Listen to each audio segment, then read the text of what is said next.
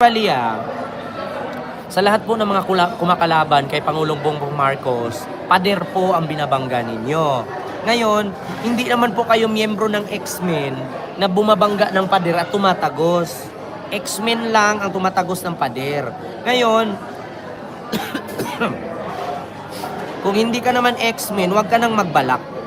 Tignan nyo si Dado. Binangga yung pader. Oh. Baka hindi niya naalala. 'Di ba? Baka nakalimutan niya. Sorry po. Baka nakalimutan niya si Pastor Kibuloy. Oo. Baka nakalimutan ni Dado si Pastor Kibuloy. Kinukutkot ni General Torre ang lupa. Nung hindi lumabas, sinabihang pasabukin ko tong ilalim ng tinataguan mo. Ayun, lumabas. Ayan. Oy, Ma'am Shirley Fernandez, maraming salamat sa 25 Hong Kong dollars super sticker. Thank you so much. Ang pabuhay na mano. Salamat po. Kaya lang transformer siya. Bakit? Ano ba mangyari kay Dado? Kapag hinuli, magiging daga? Kapag hinuli ba, lumiliit ang mukha? Nagtatago sa kulungan? Nagiging si Rodi? Roding daga? Actually, si Dodi, hindi, Rodi na, kasi pangit naman, Rodi Duterte ba? Actually, ganito po, ang kaukulang parusa ng ipapataw na pagkakulong, pag-sedition case, ay 6 na buwan to 6 na taon. Di ba? Alam nyo na. Alam nyo naman, ito mga kababayan na, according sa aking pananaliksik, hindi po linid sa ating kaalaman na si Dado ay hindi supporter ni Sara. So, supporter nga ni Sara. Ito lagi kong inuulit-ulit ito sa mga DDS na supporter ni Sara. Mga DDS na supporter ni Sara. Ngayon ninyo sabihin na mahal kayo ni Sara kung ipagtanggol ni Sara si Dado. Salamat, Ma'am Rosville. Sabi ni Boy Rongsen, magkano ang booking ngayon? Depende po sa i-offer mo sa akin, Boy Rongsen. Diba? Ngayon ninyo tanungin ang sarili ninyo, mga DDS na bobo, tanga-tanga, inutil, hampas lupa, mga walang utak, tuyo. Diba? Mga pangit na lahi. Ngayon ninyo sabihin, si Dado, ipagtatanggol ba ni Sara na pinagtatanggol ninyo? Kami, klarong-klaro, pinagtatanggol kami ni BBM. Bakit? Pinakinggan ang aming hiling sa pagbabanta ni Dado. Samantalang kayo, makukulong, makakasuhan. Di ba? Ipagtatanggol kaya kayo ng idol ninyo. Di ba? Yan ang isipin ninyong mabuti. Yan ang laging itatak ninyo sa isipan. Ma'am Bingkent, hello po. Ngayon ninyo sabihin na DDS kayo. DDS kayo ng DDS. Diba? Salamat, Ma'am Bingkent, at sa Singapore. Actually, sa mga gustong pumunta sa amin sa Singapore, 1-year anniversary ng aming team, no, sa Singapore, sa April. Pwede po kayong pumunta. Kita-kita po tayo sa April dyan, Singapore. Sa mga gustong mag-donate po, mga pa-games, mga pamasahe namin sa tren, open po kami, no, na tumatanggap. Parang gala-gala lang sa Singapore. Sa mga gusto pong makipagkita sa amin, nandyan si Ma'am Bingkent, nandyan si Ma'am Mitchpin Vlog, makikita po kami niyan. Sabi ni John Karim Chill TV, Boss, Kent, magkano kaya binayad ni Saramao kay Dado? Hindi ko po alam. Basta ako nagsasabi ngayon.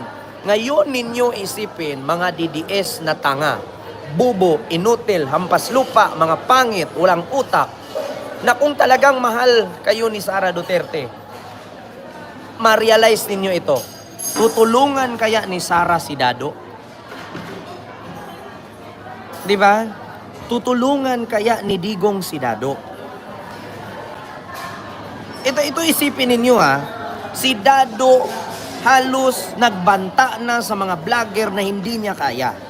Pinagbantaan kami daw papatayin, pamilya daw namin sisilaban. Ngayon ang tanong, tutulungan kaya ni Sara si Dado? Naaalala mo ba ang panganib ng diabetes? Mayroon kaming simpleng at walang sakit na solusyon. Di ba? Sabi ni Pisandro Sarni, bida-bida na naman daw ako. Bida-bida ba ang tawag? Nagtatanong lang. DDS ka, di ba?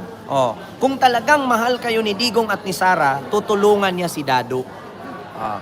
Ang tanong, tutulungan ba ni Sara si Dado? Mamitspin Vlog, pariha din po dati. Oo, pariho lang, April. Jacob, hi Kent, magaling ka, nakalabas ka na ng bahay, that's good. Actually, Sir Jacob, hindi ako nakalabas ng bahay at ilang araw akong walang live. Kasi po may inasikaso ako, isa na si Dado. At saka may ubo, may sipon ako. No, nilalagnat din ako. Sana mapunta na kay Dado. Sabi ko nga, sana itong ubo na to lilipat kay Dado eh. Pero ang tanong ko lang talaga, uy, Albert TV, first squad ever. Hello po sa inyo dyan at kay Ma'am Dali, first squad, diba? At saka kay Ma'am yung nagpalipad ngayon. First squad din yun. Sa mga si Ma'am Shirley Fernandez. Sarili nga niya, di niya may pagtanggol si Dado pa. Kaya nga sabi ko sa kanila, mga DDS, sabi ko sa mga DDS, bakit kayo nababaliw sa kakatanggol kay Sara? Pag may nangyari sa inyo, hindi naman kayo tutulungan yan. Sigaw kayo ng sigaw, DDS, DDS. Tapos pag binumba kayo dyan sa EDSA, binaril kayo, nasagasaan kayo, hindi kayo papansinin. Hindi kayo tutulungan. Maliban na lang kung Iglesia ni Cristo kayo na 1.8 million kayong nagrally, papasalamatan kayo. Pero kung hindi kayo aabot ng 1.8 million, wala kayong maririnig kay Sara. Si Dado, mag-isa lang. Meron daw 4 million member. 40 million ba ang sinabi niya? Ma'am Shirley. Di ba? Si Dado, merong 40 million na member daw na squad na magpapapatay daw ng mga vlogger. Wala akong narinig patungkol kay Sara. Di ko lang sure bukas nito mag-press ko na naman si Sara. Meron na naman tayong isang sundalo na retired. Na ginigipit na naman ni si Marcos na naman pag-initan nito. Si Marcos na naman may kasalanan. Ulitin ko po sa inyo si Dado, kilala natin na DDS. Ngayon may kakaharaping kaso, tutulungan ba kaya siya ni Sara Duterte? TYT Gas, Miguel of shout out. Tutulungan kaya, naka-live din ba si Mark Ramos? Hindi ko po alam ang Fatima. Tutulungan kaya ni Sara Duterte si Dado? Yun nga ang tanong ko eh. Si Dado, vlogger. Si Dado may 40 million member. Kung may narinig ako patungkol kay Sara na nagsalita para kay Dado, thank you. Pero kung wala kayong marinig na sasabihin si Sara para kay Dado, goodbye. Kawawang nila lang. Alam nyo kung bakit ganito lang yan eh. Una, kung sakali magsalita si Sara Duterte na makulong si Dado, may possibility madawit siya. Kasi ang ginawa kasi ni Dado, pagre-rebuild yan. Si Dado ay dating ex-army.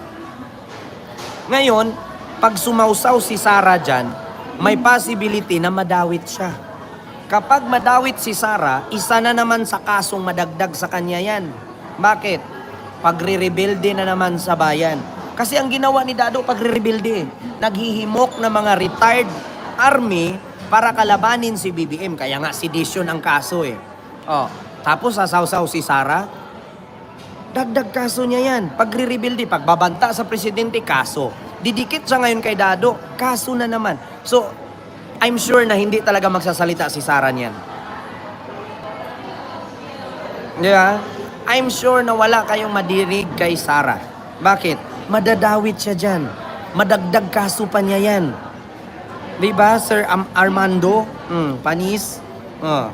Dark Paladin, mega love shout out. Hindi si Sara magsasalita patungkol kay Dado. Di ba? Bakit? Madadawit siya dyan. Oo. Pag sumausaw si Sarah dyan, sasabihin pa niyan ng tao, aba, baka si Sarah ang commander ni Dado. Baka si Sarah ang nag-utos kay Dado na gawin niya yan. Madawit si Sarah. Di ba? Sabi ko nga sa inyo mga kababayan, wala kayong marinig kay Sarah niyan. Bakit? Madadamay si Sarah kay Dado.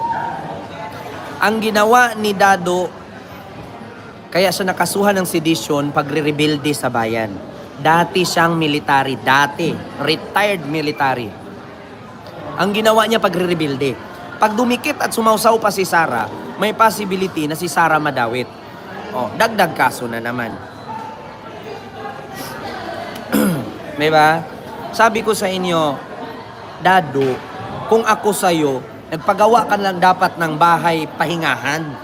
Sa English, rest house. Diba? Oh. Ngayon, pag may rest house ka, nagkakapi-kapi ka na lang. Diba? Nag-aalaga ka na lang ng manok. Sumali ka na lang sa sabong. Diba? Makipagsusyo ka kay Atong Ang. Oh. Makahalik ka pa kay Sunshine. Diba? Ganun lang naman yun, di ba, Ma'am Shirley Fernandez? Kung ako kay Dado, nagretiro, nag-alaga na lang dapat ng manok. Ngayon, yung manok na ilalagaan, panabong. Ngayon, yung manok panabong, in-apply niya kay Atong Ang, edi sana makahalik pa sana siya kay Sunshine.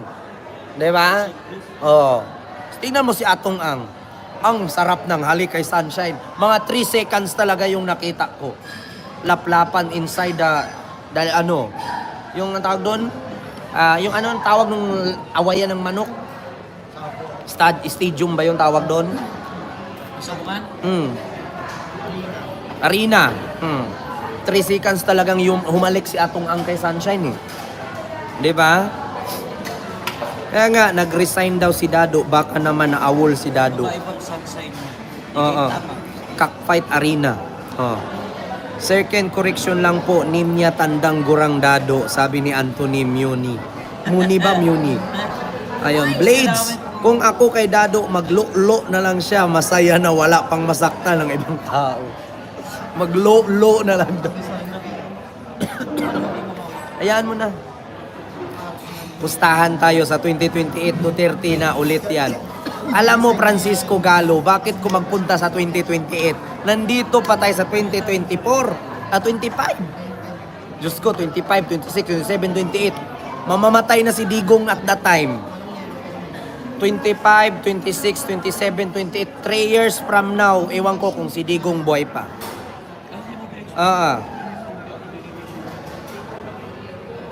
Finally na nabutani ko yun ulit live mo kay naabutan ulit, sabi ni Ma'am Elina. Talk now, tahimik later, sabi ni Francisco Galo. Anong talk now, tahimik later? Talagang natahimik ako kay may lagnat, may ubo, may sipon ako. Ngayon balik na naman ako sa pagyaw-yaw. Bakit? Wala na akong ubo, wala na akong sipon, mga buwakan ng ina nyo. Yun lang.